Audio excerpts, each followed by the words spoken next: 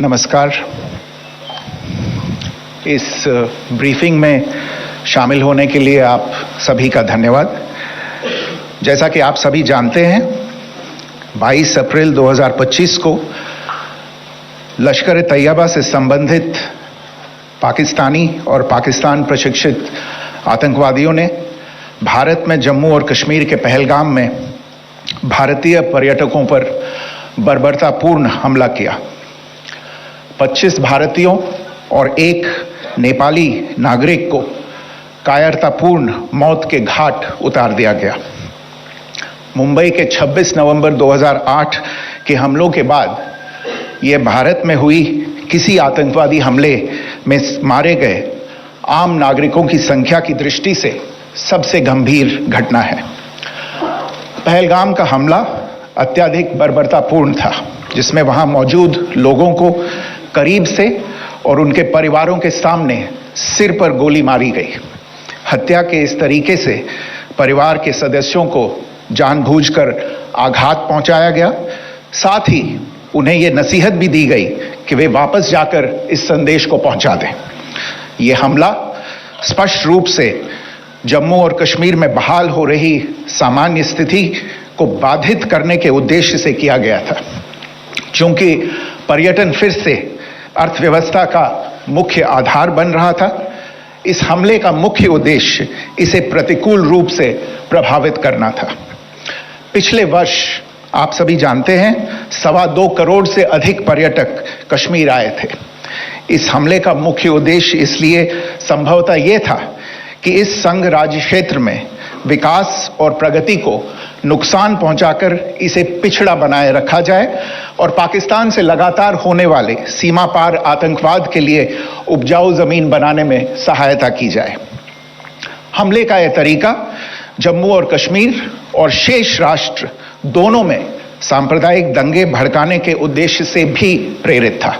इसका श्रेय सरकार और भारत के सभी नागरिकों को दिया जाना चाहिए कि इन प्रयासों को विफल कर दिया गया। एक समूह ने खुद को रेजिस्टेंस फ्रंट TRF कहते हुए इस हमले की जिम्मेदारी ली है। यह समूह संयुक्त राष्ट्र द्वारा प्रतिबंधित पाकिस्तानी आतंकवादी समूह लश्कर तैयबा से जुड़ा हुआ है।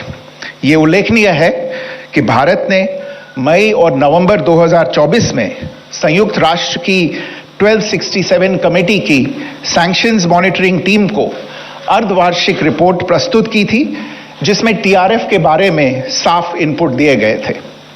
इससे पाकिस्तान स्थित आतंकवादी समूहों के लिए कवर के रूप में TRF की भूमिका सामने आई थी।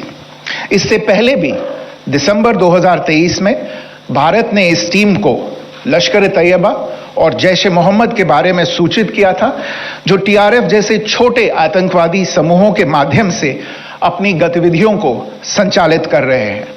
इस संबंध में 25 अप्रैल को UN सिक्योरिटी काउंसिल प्रेस वक्तव्य में TRF के संदर्भ को हटाने के लिए पाकिस्तान के दबाव पर भी ध्यान दिया जाना चाहिए।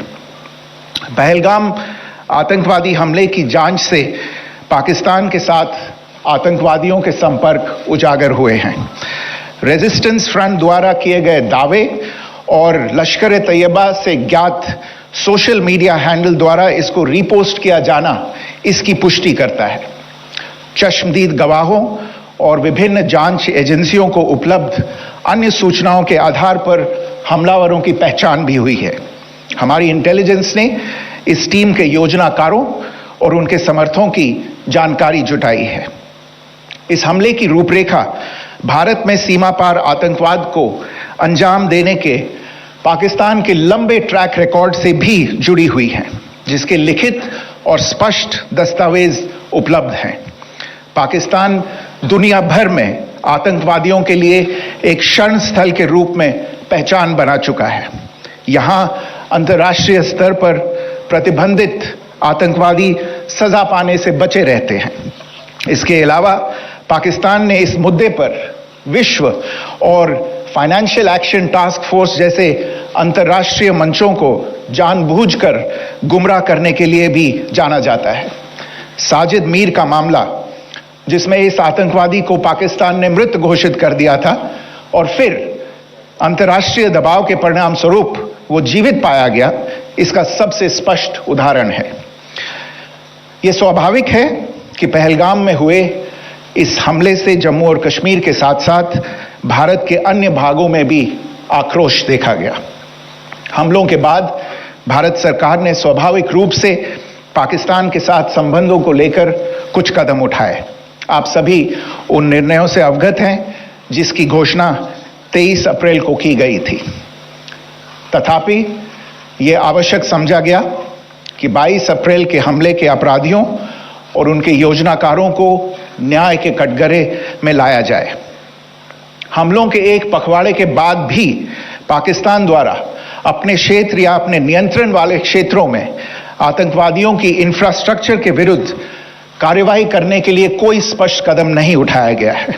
उल्टे वो इनकार करने और आरोप लगाने में ही लिप्त रहा है। पाकिस्तान आधारित आतंकवादी मॉड्यूल्स पर हमारी खुफिया निगरानी ने संकेत दिया है कि भारत के विरुद्ध आगे भी हमले हो सकते हैं।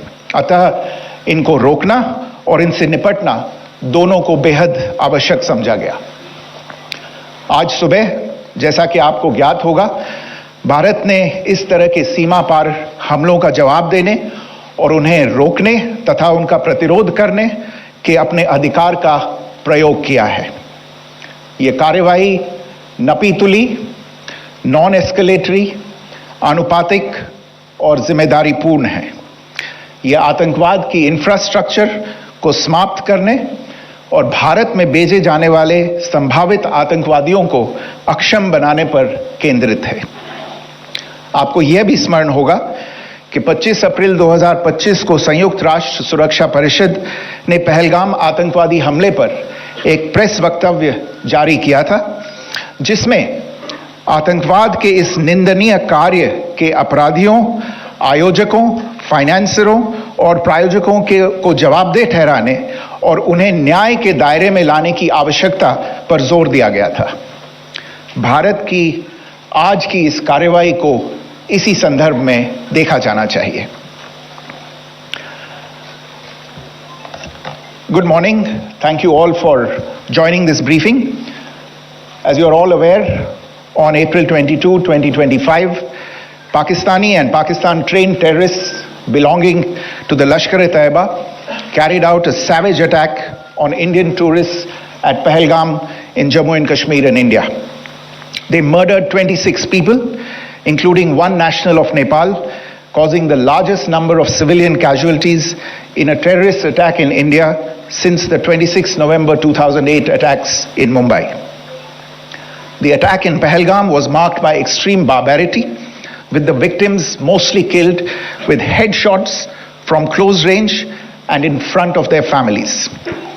Family members were deliberately traumatized through the manner of the killing, accompanied by the exhortation that they should take back the message. The attack was clearly driven by the objective of undermining the normalcy returning to Jammu and Kashmir. In particular, it was designed to impact the mainstay of the economy, tourism, with a record 23 million tourists visiting the valley last year. The calculation presumably was that harming growth and development in the Union Territory would help keep it backward and create fertile ground for continued cross-border terrorism from Pakistan. The manner of the attack was also driven by an objective of provoking communal discord, both in Jammu and Kashmir and the rest of the nation. It is to the credit of the government and the people of India that these designs were foiled. A group calling itself the Resistance Front has claimed responsibility for the attack. This group is a front for the UN-proscribed Pakistani terrorist group Lashkar-e-Taiba. It is notable that India had given inputs about the TRF in the half-yearly report to the monitoring team of the UN's 1267 Sanctions Committee in May and November 2024, bringing out its role as a cover for Pakistan-based terrorist groups. Earlier too, in December 2023, India had informed the monitoring team about Lashkar and Jaish-e-Mohammed operating through small terror groups such as the TRF. Pakistan's pressure to remove references to TRF in the April 25 UN Security Council press statement is notable in this regard. Investigations into the Pahalgam terror attack have brought out the communication notes of terrorists in and to Pakistan. The claims made by the Resistance Front and their reposting by known social media handles of the Lashkar-e-Taiba speak for themselves. Identification of the attackers based on eyewitness accounts as well as other information available to law enforcement agencies has also progressed. Our intelligence has developed an accurate picture of the planners and backers of this team. The features of this attack also tie in with Pakistan's long track record of perpetrating cross-border terror in India, which is well documented and beyond question. Pakistan also has a well-deserved reputation as a haven for terrorists from around the world, with internationally proscribed terrorists enjoying impunity there. In addition, Pakistan has been known to willfully mislead the world and international forums such as the Financial Action Task Force on this issue. The Sajid Mir case, in which this terrorist was declared dead and then, in response to international pressure, brought back to life, found alive and arrested, is the most glaring example. The latest attack in Pahalgam has understandably generated deep anger in Jammu and Kashmir and in other parts of India. Following the attacks, the Government of India naturally responded with a set of initial measures relating to our engagement with Pakistan. You're all aware of the decisions that were announced on the 23rd of April.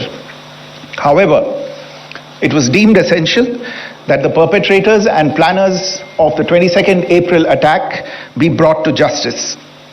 Despite a fortnight having passed since the attacks, there has been no demonstrable step from Pakistan to take action against the terrorist infrastructure on its territory or on territory under its control. Instead, all it has indulged in are denials and allegations. Our intelligence monitoring of Pakistan-based terrorist modules indicated that further attacks against India were impending. There was thus a compulsion both to deter and to preempt. Earlier this morning, as you would be aware, India exercised its right to respond and preempt as well as deter more such cross-border attacks. These actions were measured, non-escalatory, proportionate, and responsible. They focused on dismantling the terrorist infrastructure and disabling terrorists likely to be sent across to India. You would also recall that the Security Council on 25th April 2025 had issued a press statement on the Pahalgam terror attack, underlining, and I quote, the need to hold perpetrators, organizers, financiers, and sponsors of this reprehensible act of terrorism accountable and bring them to justice, unquote. India's latest actions should be seen in this context. Joining me for this briefing on our actions earlier this morning are Colonel Sophia Qureshi and Wing Commander Vyomika Singh. I will request them to share some details regarding Operation Sindoor with all of you.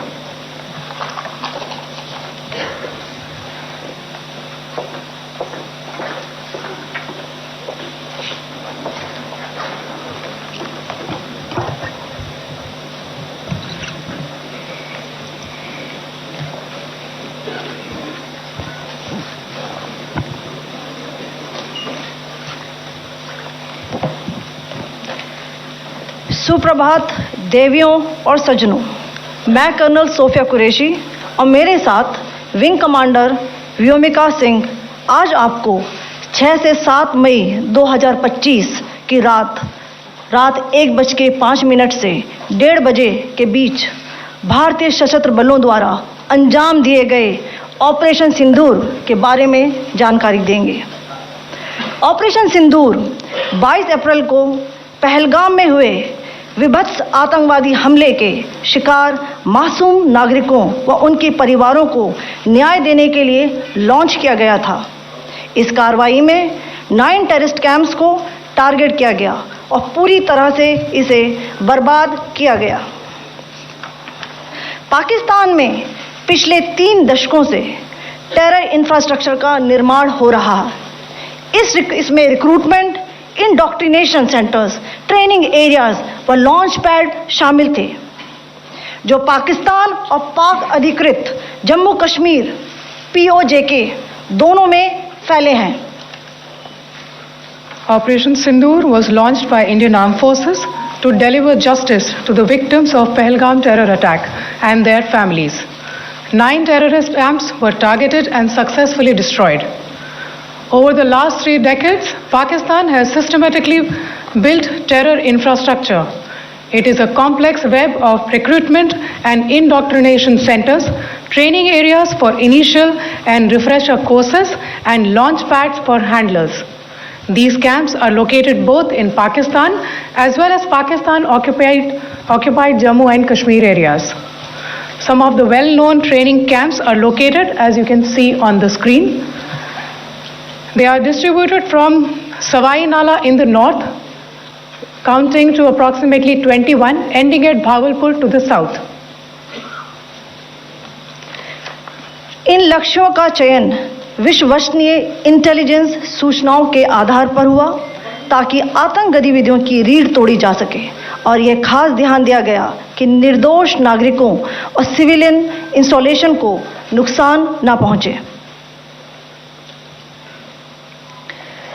The selection of these targets for Operation Sindoor was based on credible intelligence inputs and role of these facilities in perpetrating the terror activities. The locations were so selected to avoid damage to civilian infrastructures and loss of any civilian lives. This was done with due diligence, and the camps selected for targeting and their engagement will now be shown to you one by one. POJK के target मैं आपको बताना चाहूँगी। सबसे पहले सवाई नाला camp Muzaffarabad, जो कि POJK के लाइन ऑफ कंट्रोल से 30 किलोमीटर दूर है। यह एक लश्कर तोयबा का ट्रेनिंग सेंटर था। 20 अक्टूबर 2024 सोनमर्ग, 24 अक्टूबर 24 गुलमर्ग, 22 अप्रैल 2025 पहलगाम, इन हमलों के आतंकियों ने यहीं से प्रशिक्षण लिया था। सैयदना बिलाल कैंप मुजफ्फराबाद, यह एक जैश ए मोहम्मद का स्टेजिंग एरिया है। यह हथियार, विस्फोटक और जंगल सर्वाइवल ट्रेनिंग का केंद्र भी था। गुलपुर कैंप कोटली,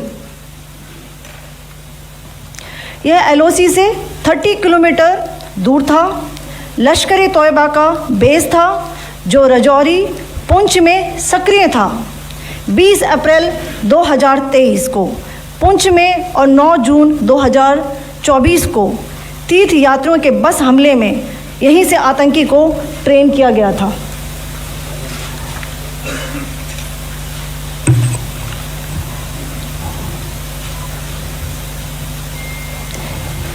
बरनाला कैंप बिम्बर, ये LOC से 9 किलोमीटर दूर है। यहाँ पर हथियार, हैंडलिंग, IED व जंगल सर्वाइवल का प्रशिक्षण केंद्र था। अब्बास कैंप कोटली,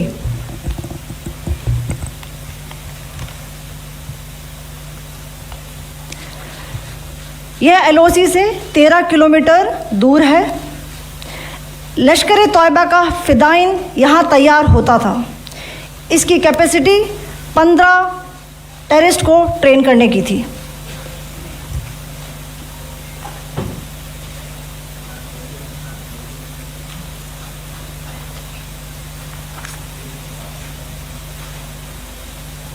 अब मैं पाकिस्तान के अंदर के टारगेट से अवगत कराना चाहूँगी। पहला, सर्जल कैंप सियालकोट, यह अंतर्राष्ट्रीय सीमा से 6 किलोमीटर की दूरी पर है, सांबा कठुआ के सामने।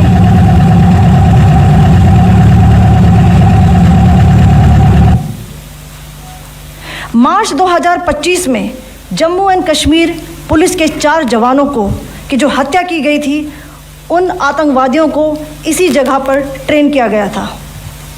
दूसरा, महमूना जाया कैंप सियालकोट, यह 18 से 12 किलोमीटर IB से दूर था। हिजबुल मुजाहिदीन का बहुत बड़ा कैंप था। ये कठुआ जम्मू क्षेत्र में आतंक फैलाने का नियंत्रण केंद्र था। पठानकोट एयरफोर्स बेस पर किया गया हमला भी इसी कैंप से प्लान और डायरेक्ट किया गया था। मरकज़ ताइबा मुरीद के यह आईबी से 18 से 25 किलोमीटर दूरी पर है। 2008 के मुंबई हमले के आतंकी भी यहीं से प्रशिक्षित हुए थे। अजमल कसब व डेविड हेडली भी यहाँ ट्रेन हुए थे।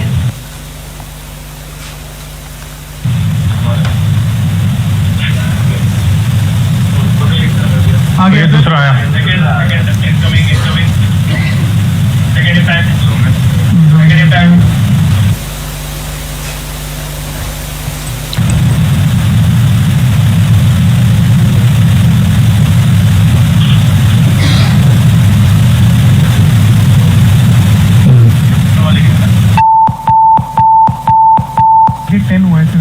टारगेट 10 हुआ, एंक्लोजर सेम ही है।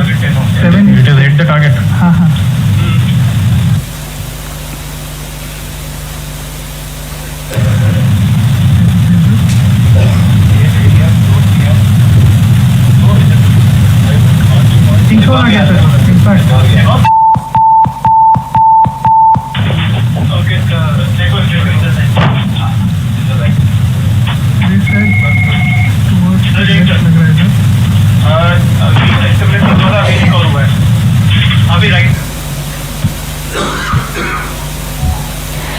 मरकज़ सुभान अल्लाह भावलपुर ये इंटरनेशनल बाउंड्री से 100 किलोमीटर दूर है। जैश ए मोहम्मद का मुख्यालय था। यहाँ पर रिक्रूटमेंट, ट्रेनिंग व इंडॉक्ट्रिनेशन का केंद्र भी था। शीर्ष आतंकी अक्सर यहाँ आते थे। मैं आप सबको बताना चाहती हूँ कि किसी भी सैन्य ठिकाने का निशाना नहीं बनाया गया और अभी तक किसी तरह की नागरिक क्षति की रिपोर्ट नहीं है। धन्यवाद। जय Hind. The strike on the terror camps were undertaken through precision capability. As shown to you, a niche technology weapons with careful selection of warheads was ensured so that there will be no collateral damage. The point of impact in each of the target was a specific building or a group of buildings. All the targets were neutralized with clinical efficiency, and the results reiterate the professionalism of the Indian Armed Forces in the planning and execution of their operations.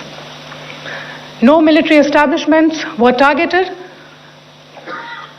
India has demonstrated considerable restraint in its response.